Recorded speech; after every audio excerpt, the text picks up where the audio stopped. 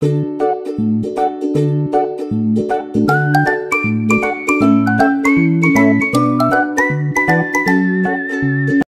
am Catherine Rodolfo. For my science project, I created a DNA model using marshmallows. A large marshmallow formed the repeating sugar phosphate backbone of double helix, providing the structural framework. Smaller marshmallows, each a different color to represent the four nitrogenous bases: adenine, thymine, guanine, and cytosine, were the meticulously paired to illustrate the specific base pairing adenine with thymine and guanine with cytosine.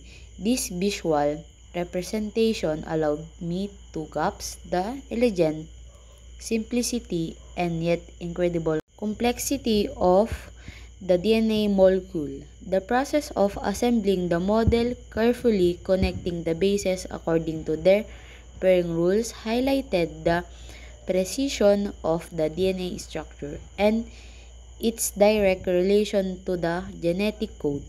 It was just about seeing the double helix, it was about understanding the intricate interaction between the bases and how this intricate arrangement dictates the genetic instruction for all living organisms.